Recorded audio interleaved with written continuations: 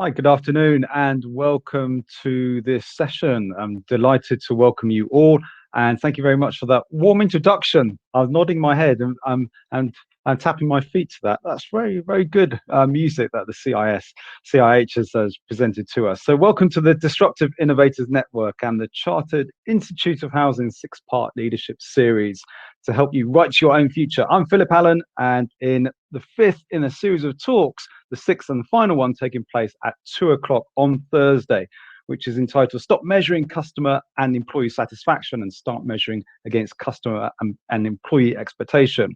There's still time to book you and your colleagues on that session, which will be a great one, which is run by our colleagues. But before that session and today's session, which is a welcome relief for anybody who's got loads of their products and services in a shopping cart as we speak before the witching hour of Black Friday, I'm delighted to welcome author and speaker and facilitator Chris Grant to this session. And in this session, him and I, and also yourselves as the audience, will be discussing his new book, Better Decisions, and how you as leaders can make better and more effective decisions in a disruptive world. Delighted for you to today here for this session, and it's going to be interactive. So as the video said, if you can participate by either raising your hands and posting your questions to Chris, that'd be great. Also posting your questions in the Q&A chat facility, which is on the right hand side of your screen. That'd be really, really helpful for us. And by way of introduction, Chris is one of the UK's leading facilitators on organizational change, and his particular focus is on effective leadership and cultivating a diverse workplace culture. As a leading speaker and consultant, he obviously regularly consults with CEOs and boards on how to make effective decisions. Certainly his work experience with thousands of leaders, not just from the world of business, but also sports and non-for-profits. And this is where I think that there's direct applications to not only your business decisions, but also your personal decisions that you take in your life. Chris has chaired the program that introduced the UK's chip and PIN payment technology. He's helped global industries think about their social impact, and certainly sustainability is one of those key themes in 2021 that people across all sectors are really keen to focus on. And I shouldn't forget that he coached Team GB coaches, Team B executives, and the list goes on, including rocket scientists. So we must explore what that's all about here. Chris, welcome to this session, and welcome to the opportunities to talk about probably what is being forensically assessed as a microscopic viewpoint on decision making. I don't think in history, well, I don't think in the last 5 or 10 years that we've had a scrutiny of decision makings as we have done in the last 9 months, have we? Whether we're talking about politicians making decisions, or business leaders making decisions, or even me making decisions about whether I go to the shop, or not. Decision making has become front and center of everybody's life. It did do before the pandemic, of course, but we're seeing something quite unprecedented here, aren't we? We are. I guess unprecedented is one of those words, isn't it, that we keep using, and it is appropriate. Yeah, I think, Phil, if you're talking about the scrutiny of decisions, you're right. And it's one of those things that's so normal. It's so part of, we make thousands of decisions a day. So maybe it's not a surprise that we take it for granted to some extent, decision making. But you're right, there is scrutiny. Although I think that the next 9, 18, 27, 36 months, there's going to be a lot more scrutiny of decisions that have been made because they've been so important, literally life and death in many instances, whether that's life and death of people in real life through the pandemic, or the life and death of our organization through very turbulent times. And when you look at making that's happened in organizations, whether private, for-profit organizations or non-for-profit, what's your assessment of that? I know that's a blanket statement, but where do you see firms getting it right, leaders getting it right, and where's there room for improvement? Wow. Well, the organization that I probably had the closest view on over the last year or two is Sport England, which I sit on the board of Sport England. I've just started my second term, and I think one of the things that I've noticed there, which I've also seen with other organisations I've dealt with, I think quite a lot of organisations have quite pleasantly surprised themselves in terms, they've talked for years about, disaster plans, business interruption plans, all sorts of things. And I think nobody really imagined that we'd have something as big as we've had to deal with in the last few months. And that really interesting period around sort of February, March, where people had this creeping sense that something quite big could be coming, but then very suddenly we tipped into lockdown and so on. So I think one of the strands I've noticed is for many organizations is being pleasantly surprised at their own resilience and flexibility. And maybe lots of them have been on disruptive innovation sessions because they've managed to innovate in the midst of disruption. Yeah, and I guess that we should rewind a bit and actually say, what's your definition of decision making, and how do we improve our decision making as individuals as well as leaders in our own lives and also in our own business? Well, maybe that's a good moment, Phil. I wrote a book a while ago, which is based on my experience really of being a fly on the wall for lots of people in their decision-making process, and having made a few myself, and having learned as much, of course, from the ones that went wrong as the ones that went right. So maybe I brought some perspectives to share. I think we've got about an hour and a couple of minutes, but I've got a few minutes worth of slides and perspectives which respond to that question. So maybe now's the moment for me to share them. And that will give some sense of various perspectives that I felt would be helpful to the audience as I understand it today, and that could hopefully lead into a conversation. So can I share my screen and maybe throw a few things out there? Yeah, I shall do that. It's always a bit like you see people's sitting rooms a lot and kitchens. You also get to see people's desktops on their computers. I tidied mine up. So hopefully, Phil, can you still hear me? And can I still hear you? I can hear you. I can't quite see me too. Can you not see my slide? No, not yet. I'm just wondering, Eleanor, if you could help us see slides, that'd be great. Okay, hold on. No, it's gonna. I can share your slides for you, Chris. No, I'll do it. I'll do it because if that's okay, because then I'll be able to move my. Perfect. Yeah. Yeah. Great. Fantastic.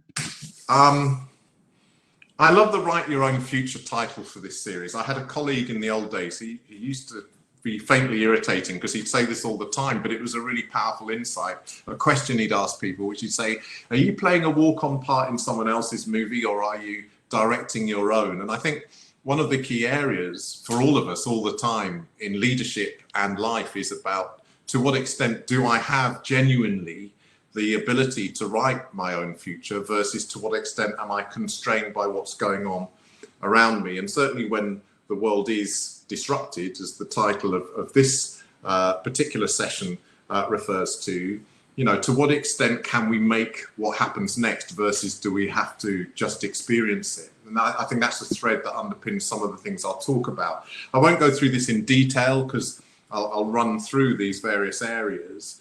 I guess every menu at the moment has to be a takeaway, certainly in England. I know things are different in other parts of the UK.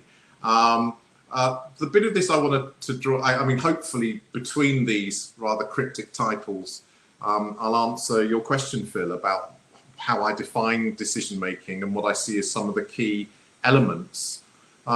Maybe the bit I'll draw everyone's attention to is just that conversation bit at the bottom. So we started conversationally, you and I, Phil. I do hope that people will use the chat function and jump in. And I've also, for everyone else, I'll tell them that I've given you permission, Phil, to just leap in halfway through or whenever if you feel that there's a point that wants elaborating or challenging.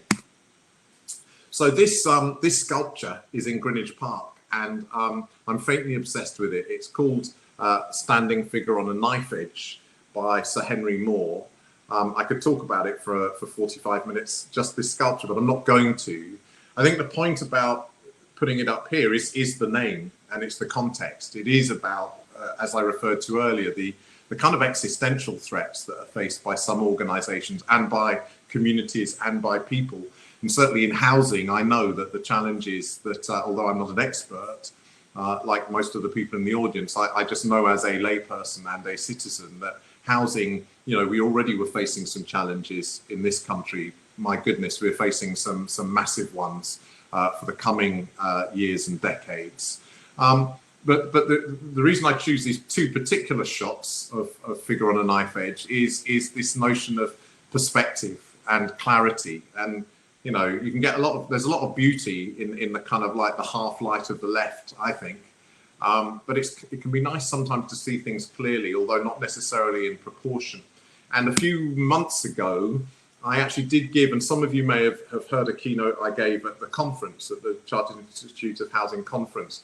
And I talked about the canals in Venice in the early days of lockdown, where the gondolas stopped, the cruise liners stopped, the delivery boats stopped because everyone was locked down. At the point where we in the UK were looking at Italy saying, oh, well, that looks really nasty. Surely it can't be as bad as that here.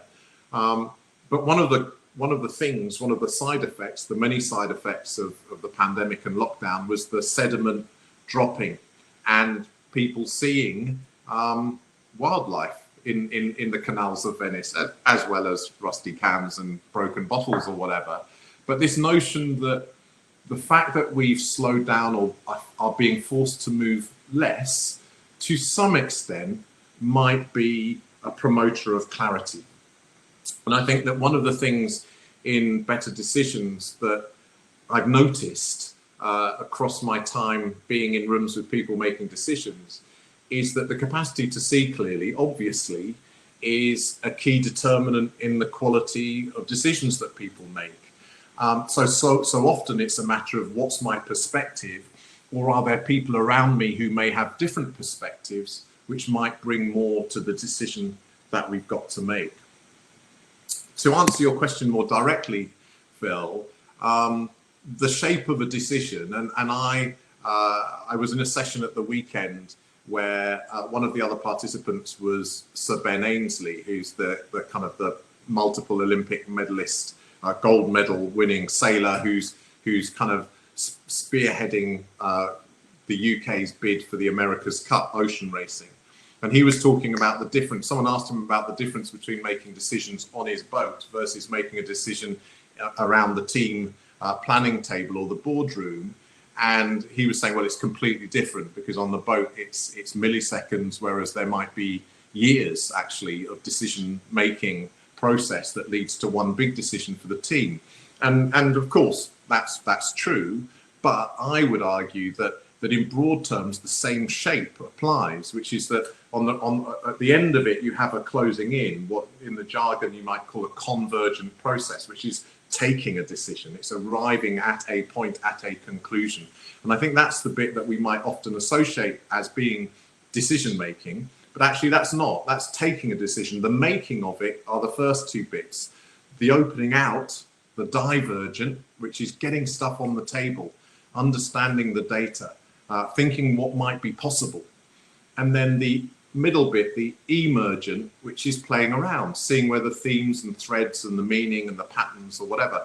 And I would contend that even for an ocean sailor in the middle of a race where a decision has to be made very quickly, there will be a process of assessing all of the factors that they can, juggling them against the knowledge that they have, and then arriving at a decision very quickly. So it happens kind of almost at the speed of light in some cases. It may happen over many years in others.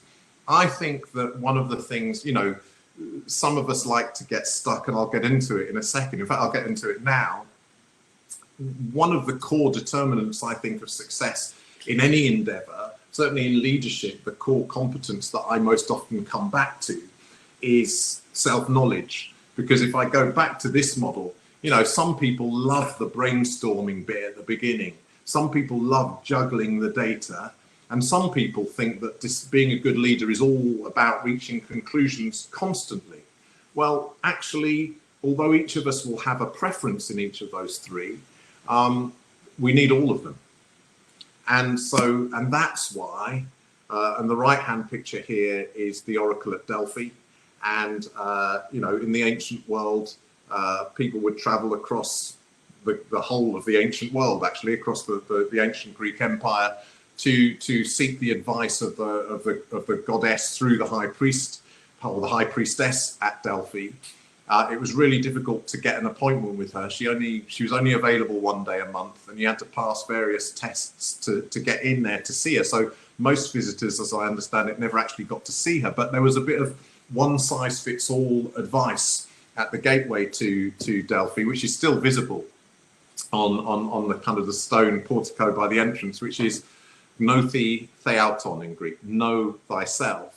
So, and I think that in most leadership development, self-knowledge, self-awareness, understanding my preferences, my biases, what I see, what I tend not to see, what I want to happen, what makes me a bit, what makes me cringe, all of those kind of things become very important. And in the context of this decision model, as I say, noticing which bits I tend to enjoy more. You know, most really good decision makers are not always decisive in the sense that they're not always leaping to the end of this model. Good decision makers will learn that there are times when they need to enjoy the muddly bit in the middle or the creative bit at the beginning.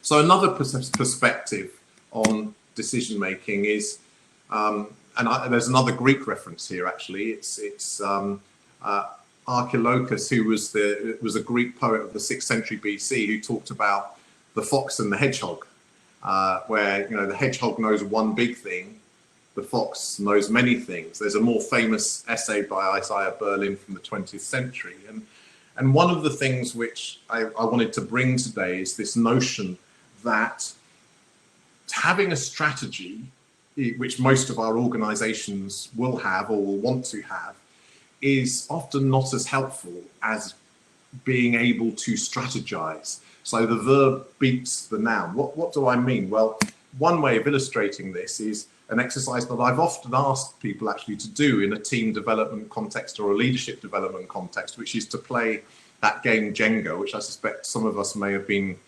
interlacing with our homeschooling or whatever we've been doing for the last few months, or maybe preparing to do, hopefully with a few other family members when we get to the end of this year in the Christmas New Year break. So, usually what you're trying to do with Jenga is be the last person to add a layer to the tower before the next person knocks it over, which means you've kind of won. If you turn it around and make it a more collaborative venture where you ask a team simply to build the tower as high as they can, what's really interesting is that the teams who sit and think about it too long and come up with a strategy, which might be, okay, let's only remove the middle bricks because that will make it really stable and solid and we'll be able to get it higher. They pretty quickly run out of road because they run out of options. Or the teams who say, okay, we're going to be quite risky and edgy and take bricks from the side a lot so that actually we've got lots of bricks available to build this thing high, they tend to knock the thing over. What the most successful teams are the ones who are able to feel their way almost literally through the process. And what they understand is that there can be a brick which at a certain point feels stuck and doesn't want to move. So if you tugged it, it would pull the tower over.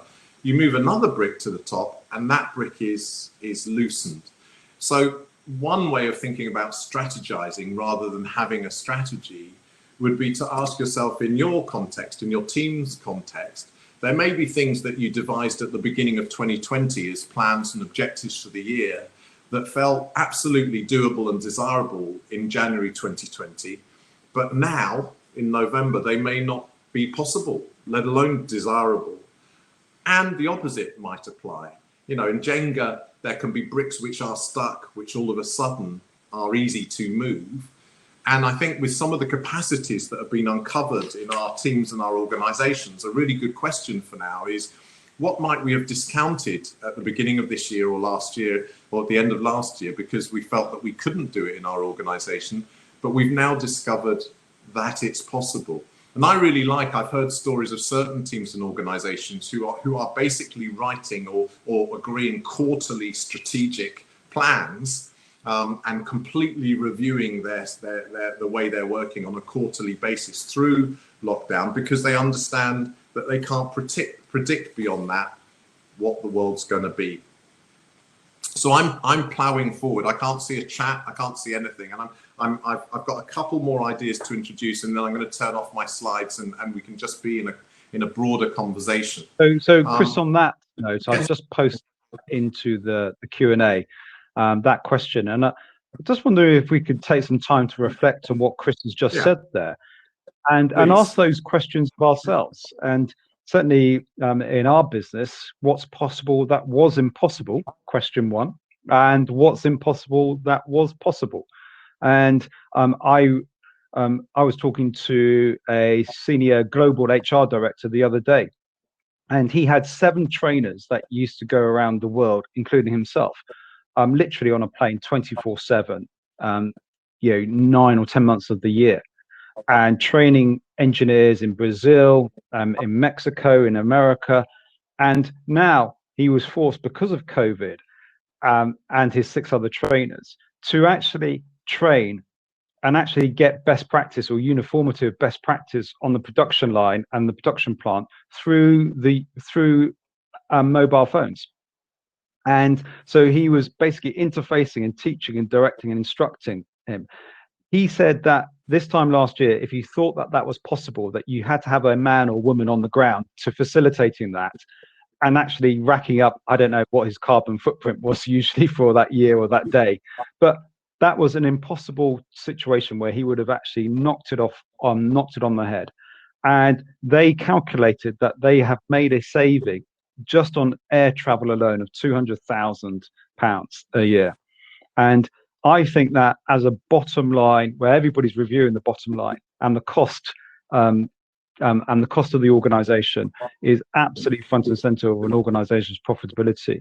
It'll be quite interesting to see how other organizations, how individuals also are taking these 2 questions to heart, not only from a personal level, but also from a business level. Because I think you're right, Chris.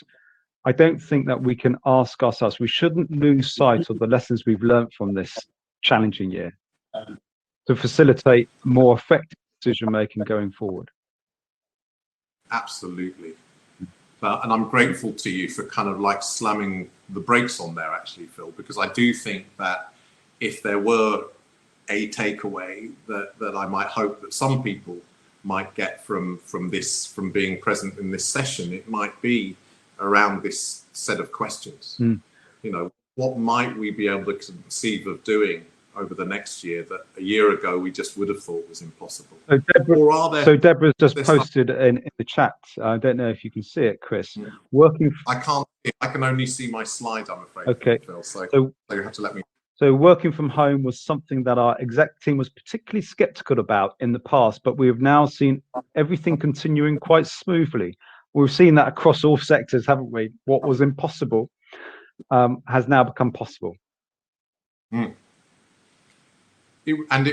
thing that I've noticed, which builds on that observation, and thank you for whoever made that observation, is that, good things happen, or interesting things happen, or constructive things happen that then actually have a difficult consequence. And I think one of the things I've seen in some teams that I've worked with recently is that they noticed that they could get a lot done, through Zoom or Teams or whatever, but also that their day was getting full up and that they were spending all day looking at a screen. So some organizations have instituted some version of what you might call a 45-minute hour, which is they try and have 45-minute meetings, or if it needs to be longer, it's a 1 hour 45-minute meeting. So you always at least have a gap. And I think one of the really interesting discoveries through that is you can get an immense amount done in 45 minutes, where often in a workplace context, it might have taken twice that long. But you need to kind of keep exploring through these issues, not just arriving at a conclusion. So Chris, why did we need a crisis and a pandemic to drive sometimes better decisions? Why did Zoom was around, for the last 8 years, 6 years, and why did we need that to cause us to think differently? And do we have blind spots going into 2021 that we are thinking, gosh, why didn't we think of that? I think that's yeah, that's a really good question. And one way of answering it, Phil, is to talk about an experience I had a few years ago, which kind of has also fed into my thinking about decision making. Because one of the things, if people can see this slide, one of the things that I think is really important in any leadership or strategizing kind of context is understanding that there's always stuff that we don't know and we can't know, and owning up to it and being willing to experiment and prototype. So the experience I had a few years ago was of working at roughly the same time with a group of people who'd be familiar to you, Phil, with your background from financial services in one of the big banks that's not a million miles away from where I live in South London. And at the same time, I was working with a group of leaders from the cultural sector and the arts, one of the core leadership programs that artistic and cultural leaders get to be on. Similar levels of responsibility in very different worlds. And one of the exercises and the capabilities that we were looking at was knowing or not knowing, because as a leader, there are times where you genuinely don't know. And it can be better to acknowledge that, because that may open the door to some of your team members being able to find something out, or maybe some of your team members may know stuff that you don't know. That's very often the case. And pretending that you know can be the worst thing. But also, it can be important sometimes if you do just know the best way forward as a leader. It can be efficient to just tell people what they need to do, and I'll come on to that in more detail in a moment. But here's the thing: there was a kind of an exercise that we did with the bankers and the artistic leaders, which involved them having to go around the room saying, "I know, I know, I know." Sounds silly, and they found it silly at first. But you know, it's about that feeling of confidence of knowing, but then switching it over to walking around the room saying, "I don't know." Which often when a group does that, it takes the energy right down, and they have to kind of cultivate the ability to say, "I don't know," in a way which feels kind of juicy and full of possibility. Long story short, the artistic leaders hated "I know," but were very comfortable with "I don't know." And my hypothesis around that would be that they would often be working in a context which was about exploration and discovery. And they'd also, as managers in the arts, be working with creatives who didn't want to be told stuff, who wanted to have collaboration. The bankers were very comfortable with "I know," but actually refused. They refused point blank to go to "I don't know." And when we unpacked it, it was really clear why. You know, they felt they'd never been rewarded through school or their education, and certainly not in the workplace, for saying "I don't know." And in fact, in their organization at that time, the early 2000s, it felt almost like a sackable offense to tell their own line manager, I don't know, at middle management level. And the irony of this was, and this comes back to your question, Phil, this was about 2006, 2007. And when the financial crash happened in 2008, one of the things that came out, as it was analyzed afterwards, was that a lot of the financial services organizations were actually dealing in instruments and trades that senior people in their own organizations didn't actually understand. But it was culturally unacceptable for people to say, "Hold on, what is this particular bundle of debt? What is it, and what's our relationship with it, and what does it mean, and what's its relationship to the mortgage and the housing market?"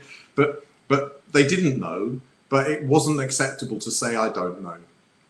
And so this is a very long-winded answer to your question, Phil, but I'm coming back to it now.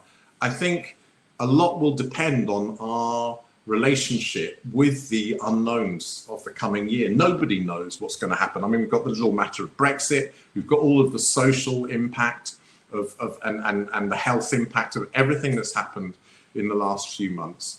And so there's no easy answer to many of the questions, but in acknowledging that, I think we can make the first step towards being able to address whatever happens constructively. And the final piece of this diagram is the bridge across. You might not be able to see it, it's a bit hazy, it says maybe. And I think one of the things I'm noticing at the moment is people are bringing into the world of management and leadership in different contexts ideas from the natural sciences about prototyping, about experimenting, about seeing what works, being prepared to fail quickly, if you like, but then learn from that failure and try something different. And in this model, maybe is the bridge from I don't know to a more reliable version of I know. Chris, a couple of points there, if I may. I don't know if the audience would agree with me, but please post in the chat and also keep your questions posted to Chris on this. And is the influence of culture on decision making, and then your second point, which is being authentic. We see Jacinda Ardern, the Prime Minister, the Premier of New Zealand, being very authentic in her leadership style and approach, re-elected as leader of New Zealand, really resonating with people in a way which has won hearts and minds across the world. But also, I don't know about you, but I see a shift in the culture of organizations because of decision making that has been done by leaders. How do we as leaders move the culture forward that is honest, that allows us to say I don't know at town hall meetings, at team meetings, maybe at call centers, and actually to our customers or clients? That's a big step for a lot of firms to take. Yeah, and I think that it's a big step for a lot of firms and organizations and to take. And I think it is one of those areas where leadership doesn't have to come from the top, but it's most effective when leaders at or near the top of a hierarchy are willing to start asking those questions or opening up the conversation in a different way by saying, none of us can be sure about this, or I don't personally know, what do you think? So a way of translating that into this conversation is to say, I think we have to take individual responsibility for shifting the culture where that hasn't been the case. And once again, I think with the interruption of the last few months, there's more permission to shift the way that we have certain conversations than there's been for a very long time. I also think, and I'll use this to get to one of my last slides, that in decision making, when I'm making decisions with other people, which is most of the time, or in the context of other people being affected by them or having to implement them, there are two key questions that I need to ask myself about them. One is, how much power have they got to be able to make this decision and then implement it? Because they may have lots, and in fact, they may be completely, the decision may be completely dependent on them deciding they want to do it. And how much wisdom have they got in the sense of how much do they know that's going to feed into this decision? And what I've done here in this matrix is just paint out 4 roles that a leader can play with regard to their team, their group, their organization. And like lots of things in leadership, my thesis would be, don't get stuck in one of them. In the space of a 15-minute meeting, I may play all 4 of these roles depending on what we're discussing and where the group or the team or the organization is. So if they've got lots of power and they've got lots of wisdom, all I need to do as leader is facilitate them, because they know what they need to know and they can make a decision. Let's just make sure that we're all going in the same direction. If they've got lots of power, but they don't know much, top left. And I think a lot of senior groups, when I sit in a board meeting, I know that I've got a lot of power, but I don't necessarily know anything about the detail of what's being brought before us beyond what's in a paper. So that's a common situation. And what I look for from the leader is to coach us. We've got the power.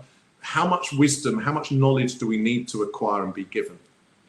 Bottom left, if people don't have much power and they don't have wisdom, just tell them what to do. And I think, to take your Jacinda Ardern example, there have been lots of situations through this pandemic when the truth has been that the scientific expertise and knowledge has sat close to government, and it's government who we've looked to make decisions on all of our behalf. So as a citizen, I've just wanted to be told clearly what to do. And, all the stuff around the other quadrants can actually distract from that in certain situations. Bottom right, they know a lot, but they don't have much power. that's a really good time to go to them and consult them. So I think my answer to your question, Phil, is as a leader, it's how can I be flexible and play different roles for my team in different contexts. Even the same team in the same meeting might sometimes need to be coached and sometimes just need to be told what to do. I'm nearly there in terms of what I wanted to bring. Coming back to I'm going to interrupt you there. I think this is because I think this is critical. Where do leaders get stuck the most? Which quadrant do they get stuck? Where do you have to pull them aside after that briefing meeting with Exco members and saying, you got that wrong, mate, or you may have wanted to pitch it this way? I think it's a really good question, and I'm not dodging the question, Phil, but I think the answer to that question, once again, is a really important dimension of self-awareness. So I think, you know, some of this is going to be personality driven or just based around some of our preferences or our values. So I come across leaders who get stuck in different boxes here. And so I don't think there's any one that leaders commonly get stuck in. I guess there are some that that I don't see enough leaders going to. And one of those, I think leaders often might be stronger at the bottom than they are at the top of this. So they may not be so good at facilitating people, and they may not go to a coaching strategy when that would be helpful. We've got a few questions in before you get to your last slide. Jane mentions really interesting info on knowing. Should we be making shorter term decisions for the next few months? Yeah, and I really love the idea. I mean, most decisions are actually iterative in the sense that if you think about Kaizen, you know, improvement models or experiential learning, where you plan, do, check, amend, replan, do, check, amend. That's how life works. Actually, life is iterative. So I think this notion that we actually chunk out the time into shorter blocks, set objectives and goals and plans, and then replan. I think that's one of the things that actually the technology working through a screen does facilitate, that we can have these kind of shorter interactions. It's not so hard to get in everyone's diary that we'll all get together again 3 weeks from now, because people aren't flying around the world. So yes, Jane, is my answer. Shorter planning blocks is a really smart idea. And I think a lot of organizations are going to quarterly planning now, for example. Yeah, okay. And you have to be quite courageous, don't you, and as an individual to send to your boss or to declare to the board that you're only going to go quarterly planning, though. That might actually raise a few eyebrows, surely.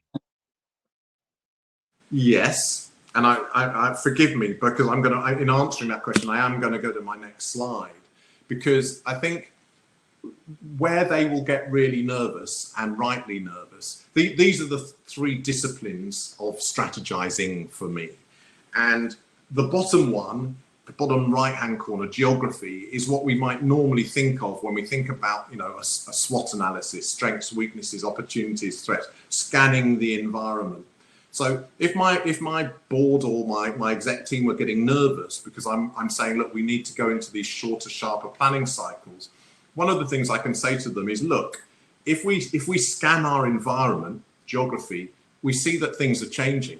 We see that the government may make an announcement this week that says one thing, but in a month's time, they might make a very different announcement.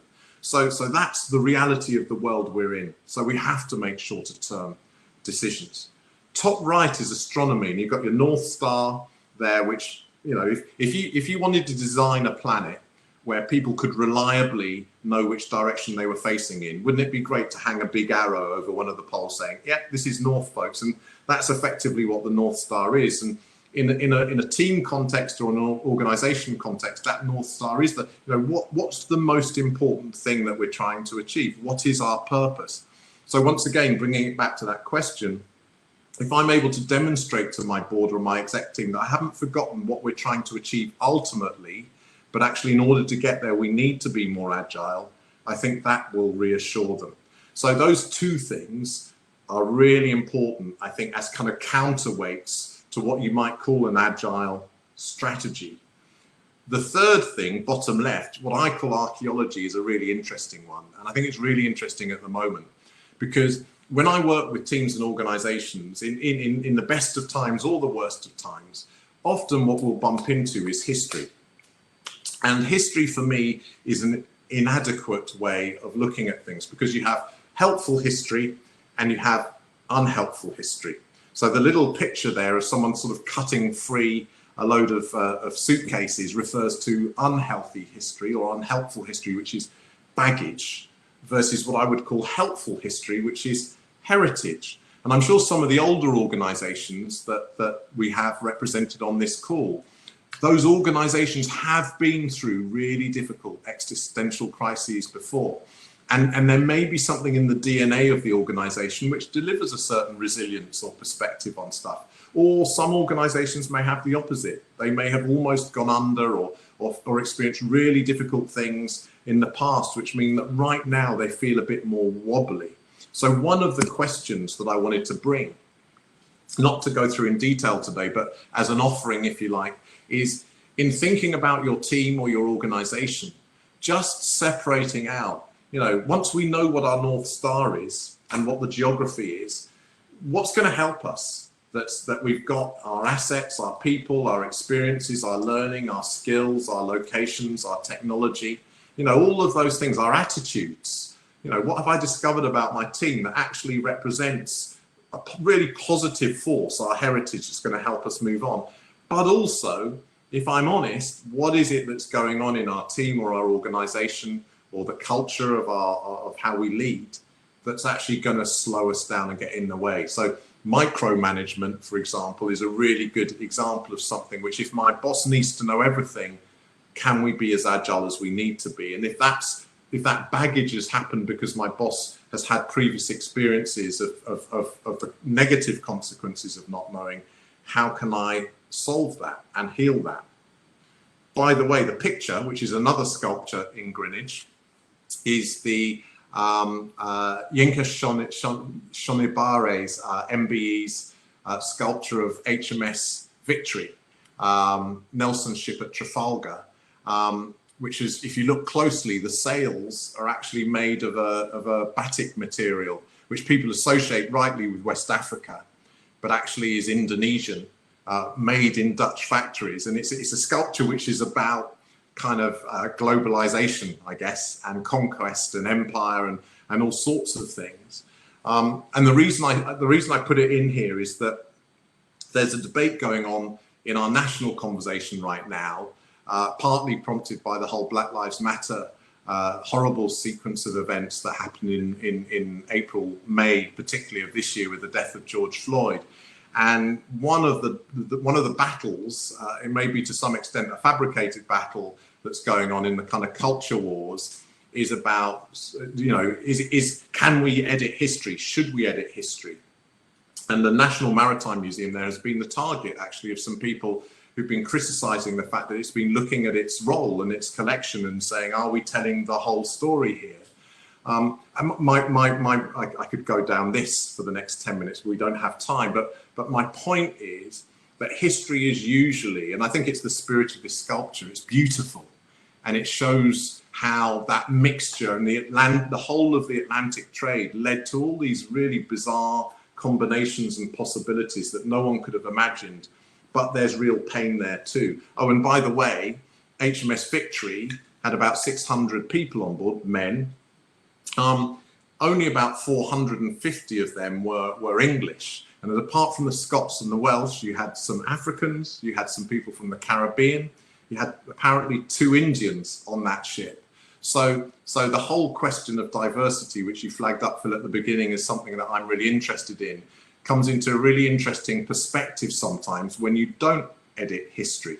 So that is a bit of a detour from our core topic here today. What I was hoping that the audience might take from this is this notion that maybe part of what I need to do in order to make good decisions is to look at history in a different way and to separate out the good stuff, the heritage, from the difficult stuff, the baggage.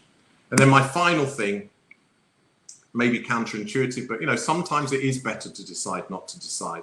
And I mentioned earlier this iterative notion that actually sometimes just waiting for things to fall into place, sometimes understanding that I'm not in the best possible shape to make a decision right now. And I think this can apply to family and home decisions as much as to work and team ones. About saying, look, actually, if I make a decision now, I'll just be reacting, not acting, not seeing things clearly. Or sometimes in a leadership role, it might be better not to decide because it's better to let the team decide. And if I'm the one who's always deciding, and then, next week I might be moaning that people aren't taking the initiative, well, have I been occupying all the space? So I wanted to kind of end my throwing of a few ideas at you with this notion that actually, and I said it earlier on, we have this view of life or death decisions that have to be made and we have to get right. Sometimes it's fine to get a decision wrong. I love the story of the Oxford vaccine, which I only learnt about a couple of hours ago, that someone made a mistake and that they only discovered that it was 90% effective rather than 60-something, because by accident, they gave some of the trial patients or participants half of the dose in their first injection and then the full dose in the second. And those people had a much higher effectiveness rate. So many good things that have happened in science, but also in organizations, happened on the basis of something actually going wrong. So having written a whole blooming book about better decisions, I think it's really important to have a bit of perspective that says, well, actually just don't decide. So that's the end of my slideshow, and I'll come back so I can actually see you now, if that's all right. There's so much to unpack there. So audience members, please jump in and get your question on. We can also bring you up to the stage through our colleagues at CIH. You can bring people to the stage as well, and you can be on video to post your question to Chris. Certainly my kids have decided that they know what I don't know, and given that I was tutoring them incompetently, and conscious incompetence was a phrase that even my 12-year-old daughter was saying, if not thinking, even if she wasn't saying, across lockdown one. And that, so yeah, I think sometimes not making the decision to think that you know what you're doing about, and I certainly moved through those quadrants as a parent, and I think most of us as parents on this webinar have moved through the quadrants that you talk about of coaching and consulting, and basically telling people, telling our family members what needs to be done in certain situations. Angela raises the question, Chris. COVID has forced leadership to be decisive and act in a command and control mode more than ever. Going forward, what lessons should we embrace about this approach? One lesson about that approach, thank you for the question, it's a great question. I think command and control gets a bit of a bad rap, actually, in the sense that often it is what people want and need. But for me, one thing that can be done that kind of improves the effectiveness of that approach and doesn't kill the kind of initiative within the team is to understand that you can be extremely directive about a framework or a set of deliverables and still be quite permissive about how people go about delivering something or achieving it. And I think some of the most effective leaders and teams that I've ever seen are the ones who are really, once a decision's made about what's needed, there's really no bending from that. But the how is something that they allow people to genuinely to participate in, or even from a senior perspective, absence themselves from. And I think I strayed into kind of post Black Lives Matter stuff, but I think one of the interesting things that happened post the 25th of May and the filming of George Floyd's murder in some organizations, I'm just using this as an example, it could have been about something which was operational or about a change in housing policy or whatever, but I think it was interesting how many senior leaders I saw, what they understood was that they needed to make a clear statement of some kind, and they needed to set out a line, if you like, in terms of what the organization stood for and what it wanted and what it wouldn't tolerate. And they did that very clearly, some of them, in that, Black Square Tuesday and all that stuff. I mean, some people were skeptical about it, and maybe with some organizations or leaders they were right to be, but you know, they said it out there. But then they started having open sessions with junior team members or anyone who wanted to show up to say, well, what shall we do? Or how have we, and actually starting to unpack some of the heritage and the baggage in their own organization, and to do that in a very collaborative way with their junior colleagues. And I think the same can apply. And I think good leadership is often about setting clear parameters and then letting people deliver within them. Keep your questions coming in, because I think that we've only got a few minutes left, and I've certainly got loads of questions. So I'll keep on talking, and then you can keep on answering, Chris, as you see fit. What role does gut instinct play in decision making? Yeah, so there's, you know, there's kind of what we might traditionally think of as head, heart, gut. And the first thing to say is I'm not a scientist, a natural scientist or a biologist, but you know, apparently we have more of those kind of neural cells in our middle region as human beings than most animals have in that bit. So there's a genuine intelligence that happens at gut level. For me, I love triangulation. So whether it's that strategizing thing about, says, geography, astronomy, archaeology, you know, if I can do all three of those, then I can get some assurance. For a big decision, just run all three. You know, what is the data? Where is the data? What does it tell us? Kind of head. What are our values? And I think lots of organizations have actually been, the work that has gone on in the last couple of decades around organizations and teams thinking about their values has opened up the possibility of being able to understand how our hearts may be engaged in conversations as well. Maybe the bit that's the most mysterious still is about gut. And for me, if I'm in that quadrant or those four quadrants about how do I relate with my team, a really, really good way to consult a team or to coach them, or sometimes to facilitate them, is to say, you know, I have a sense that, or what would it feel like to us if we? So I think from a leadership point of view, allowing yourself to frame certain questions from the point of view of the bit of you that often gets left out or that you don't trust. So the gut bit might be a good example for lots of us, saying, you know, I've just got this feeling that this might happen. What do you think? That's another way of saying, I don't know, actually. But a way of saying, I don't know, which opens the door to what could become the most effective conversation you have with your colleagues in the course of that year. So I guess, just to be really clear, allow all three into the decision-making process. Okay, so how do we improve decision making amongst our team members, amongst individuals that we are responsible for?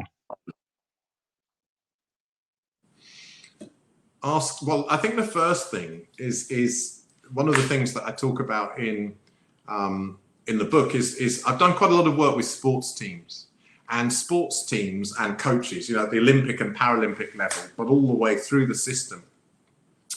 Funnily enough, they'll often go to the military and kind of share learning with the military. And I think one of the reasons for that is that they're operating in an environment where it's really hard to escape the kind of the realities of the result, you know, what actually happened, what the conclusion was. And so like the military, they've got a lot of investment in being able to review their decision-making, you know, what happened. And there are structures, formal structures that are used in sport and the military to unpack what happened. I think we rarely do this in our organizations, although it would be really interesting and useful to do so. So I've seen teams, for example, take an important part of their work in a housing association or whatever and say, let's just talk about what have we done in the last year and what were the decisions that we took, what were the assumptions that we had, and what happened. And the first thing that they'll not often notice is if you got, you know, half a dozen people or 50 people or 3 people, is that when you just ask the question, what happened, which is the first part of a kind of an after decision review, you'll probably get 3 different perspectives anyway as to what actually happened, even though you're trying to have an objective conversation. But when you start actually unpacking why did we make the decisions we made and what came out of them, you're almost immediately into a really rich seam of learning for a team. But once again, I think it requires a certain humility on the part of leaders, because you're starting from almost from the assumption that we will have got some things wrong and some things will have worked out suboptimally, and lots of leaders really don't like to go there. But I don't fully understand really why we don't go there very often. Why we don't, as a team, just say, look, let's take a bit of what we've been doing for the last few months and just see whether we can't trace through. You know, if we took notes of some of our meetings, let's look at the notes of the meetings from 3 months ago and compare and contrast with what's happening now and what we learn. So it's really rich. I think that inquiry. You're right. Having been in the military, I think there's the debrief is more important than the brief, and actually unpacking where you need to improve and where you go from here is absolutely a critical analysis of the situation to actually learn lessons. And sometimes those are ugly, sometimes those are painful. But there's that honesty chat where you do have those frank discussions, and you know what, it should be done in the culture of we're all learning together, and we need to actually make sure that we can perform more effectively with the lessons learned from the past. And it goes back to your baggage argument. I was going to ask, what's the role that ethics plays in decision making? Ethics is huge. I mean, obviously we've got AI building, digitization, ethics, and that whole debate about decision making's there, and who codes and who basically is creating the AI, and whether ethics can be driven through that. Are we seeing ethics as a thread in the DNA of decision making, or is that being marginalized in our speed and our rush to make decisions? My personal view is that a bit of the latter has been happening. Very interesting. Sadly, earlier this month, the former chief rabbi, Dr. Jonathan Sachs, passed away. And he wrote really interesting books like The Dignity of Difference. There's a good podcast interview with him, actually, which someone put out again because he died, which is the On Being podcast. So, and he, you know, chief rabbi, with other religious leaders, one of the things that he is very interested in is an ethical framework. And he talked about the challenge for a market or a state government system that is not willing to talk about ethics, about the challenges of being able to govern what actually goes on. And I think the same thing happens at organizational level. So for me, the ethics bit might come into the North Star, or it might come into the archaeology. When I look at my team, my organization, why do we exist? What are we trying to achieve? Where have we come from? What's important to us? What's good and what's not so good about our history? For me, that creates an opportunity to be able to bring to the surface what our ethical framework is. I think it's a really powerful question, and I'll say it. I think that, you know, in the world right now, and as the nations of the United Kingdom, there are some really quite important questions that we've got to address together about. And I think, you know, so for example, to take a newsworthy example, when someone like Marcus Rashford strolls into a major national conversation and is able, and is able to have the impact that he appears to, and he would say that it's not all about him, and it's not, and you know, the relationship with Fair Share and all the other stuff. But the reason I flag that up is that the reassurance in that for me is how what I noticed, and it's not just an echo chamber issue, it's not just people who happen to share my point of view, was that it seemed to touch something in our national consciousness, which almost all of us just thought, actually, you know what, this is the right thing to do. And once again, I think it goes back to our previous questions, some of them about the post-incident review. You know, it's about noticing that, and a wise government won't just take the kind of the policy steer from that. They'll take the principle steer that says, yeah, okay, what is it that the British people, or when we all came out on a you know, of an evening to do this for our key workers, what is it that we hold dear, and what is it that, in terms of guiding our decisions, that people will find acceptable or not? It's a really good question. It's in a world where lots of things are meant to be black and white, and preferably in 140 characters or less, and people are becoming more polarized in their viewpoints on the extreme, and never the twain shall meet. You're either pro-Brexit or, you know, you're a Remainer on this thing. You're either a Republican or a Democrat, and so you get these black and white decisions. That how can decision makers evaluate the situation, not from the extremities, but take an audit of what those extremities are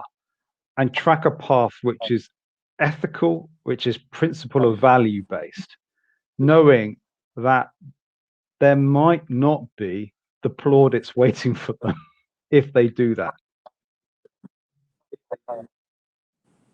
Yeah, thank you. That's a good question. So you used the word courage before, Phil, and I think to some extent there's no escaping that some of this just becomes a matter of someone's personal courage. But I actually do think that I glossed over it because my slides have been up too long. My final slide, which was about conversation, had a picture of a deck of cards.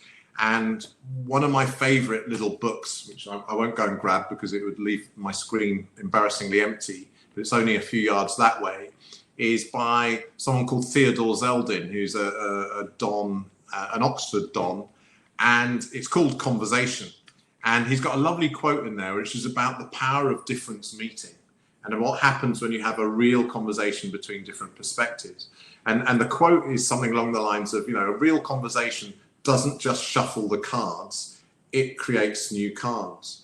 And I think I'm seeing that, you know, maybe I'm being over optimistic, but one of the things that's happened for me is, as the kind of the sediment has settled, Venice Canal like, is that some of my own fears about polarization are being tempered somewhat by noticing that maybe with a bit more time and a little less movement, better conversations are having in some spheres. And those conversations actually start to open up areas of agreement, which surprise me. And some of them might be around diversity and inclusion, not just around ethnicity, but in different areas. I think there's a more mature conversation happening around lots of organizations that I deal with. So, but I think that from a personal leadership point of view, the leaders who I admire actually seek out people with different views and want to be in a conversation with them. Not from, and once again, going back to that quadrant, it's not all from the point of view of getting to bottom left, assuming they know nothing and that they can't be involved in the decision and just telling them what they need to think.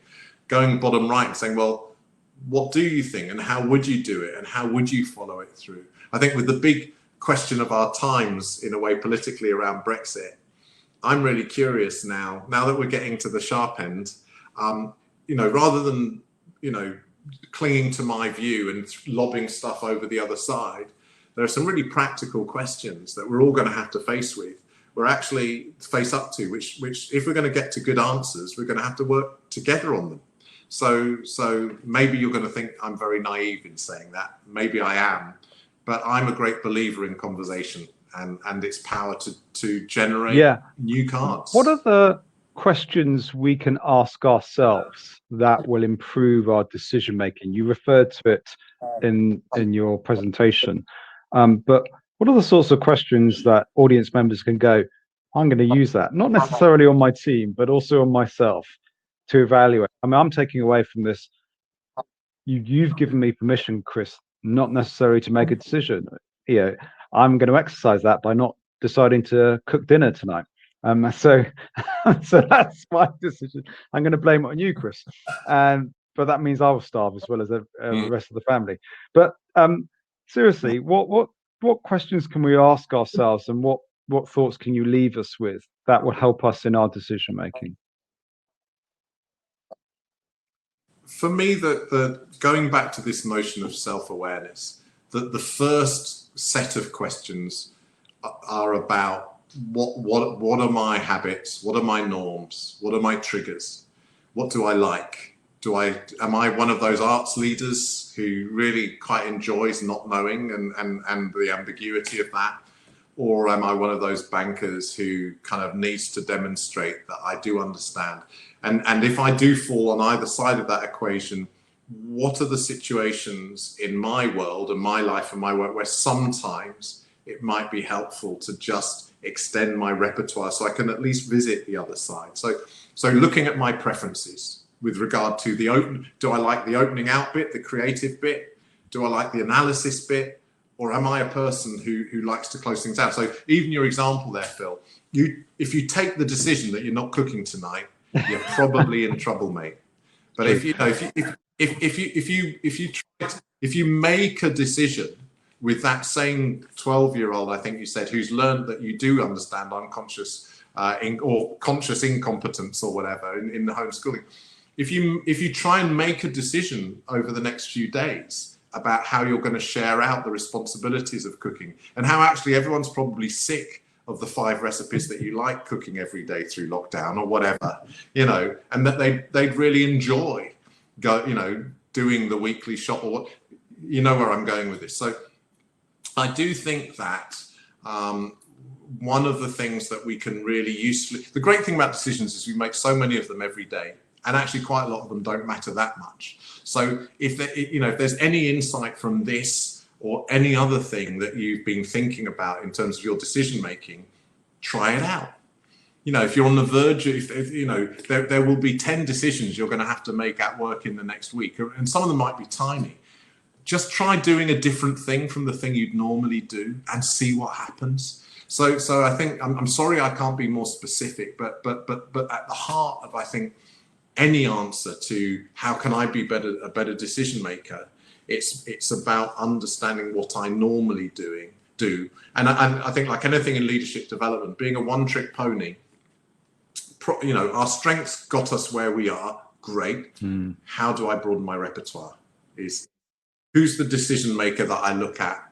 How can I be a bit more Jacinda? How can I be a bit more Angela? How can I be a bit more Boris on occasion, or whatever it is? Looking to mix it up a bit is a really good hint, I think. I think we're closing up 15 minutes past, so conscious of time and everybody else's time there. Are we, and I've forgotten my question. It was a good question. I promise it was a good question. But are we thinking, when we think about 2021 and we look at the decisions that we took in 2020, do we go, oh my gosh, have we, there are some really good lessons learned? Or do we just say to ourselves, you know what, there's an opportunity for a big reset in 2021. I'm going to take it. So where do we see it? Do we see it glass half full or half empty in terms of, like, when we audit our decision-making abilities from this year? I think great. It's a great question that you retrieved there, Phil, in your the lost folder. That's a really, for me, I know what I hope. So this is kind of head, heart, gut. So my head says it's really important. My gut is a bit skeptical because I think we love to move on, and we're too quick often to leave stuff behind, and there'll be lots of incentive if the vaccines kick in and everything else happens. People will want to kick on. My heart, what I want to happen is for that reflection to continue. I mean, there are policy areas, and I'm sure there are policy areas in housing. The whole thing about, it's an easy thing for a layperson to say, but yeah, we did solve to some extent, streets, people sleeping on the streets for a while. It was doable. what can we take from that? You know, it's come back. All the stuff that's controversial about traffic and traffic management and you know, blocking off streets. My heart hopes that there will be a measured approach to saying something that you said earlier on, and I think that came out in a couple of the questions, which is, look, there's really valuable stuff in here. We wouldn't have chosen the last year, but there's some really valuable stuff. How can we protect it? And I think that if that's your opening premise, whether it's as a family, as a team, as an organization, or as a nation, I think that there's, you know, 10 years from now, there'll be stuff happening in our family, in our organization, in our nation, which will think, wow, 2020 was really tough, but my gosh, we wouldn't have been doing this if it was 2020. So maybe that's a good note to kind of land on, is a note of optimism whilst acknowledging the pain and suffering and loss. And I'm sure that there will be people on this call who've experienced personal loss. So it's not about brushing that away, but it's about saying we have, you know, in the logic of the title of disruptive innovation, we've got the biggest opportunity ever to slow down, see what's going on, see what works. I'll leave the last question to Angela. Is there still a role for 360 reviews for our decision-making skills and approach within an organization to get how others need or want? Yes, I think, but I'd add two things to it in the current context. So I'd say it's more important than ever because we're not picking up a lot of the signals about how our people are doing and what they're thinking about the decisions we're making. So it becomes even more important. I think that if I were planning a 360 right now, I'd do two additional things. One is I'd put in an open box somewhere just for people to talk to completely on their agenda to tell me a bit about what they think's important right now. So not just give them a list of things they want to rate me again.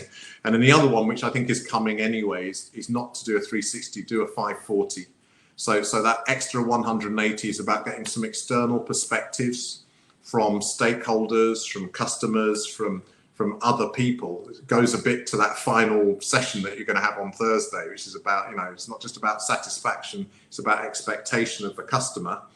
I would do a 360, really important, but I do it with bells and whistles right now because frankly we've got the time and the opportunity to be able to give each other the feedback as well, because we're all not commuting and all that other stuff. So yes, I think it's a really smart thing to do. Final point, maybe taking that same methodology and applying it not to evaluating us and people, but to evaluating situations and future choices. So I think there's a lot of research going on right now about how much do people want to go back to workplaces once it's possible, and what do they want to shift. I think going through using those SurveyMonkey style tools to actually put stuff out there and being really clear, saying we are not taking a decision together right now.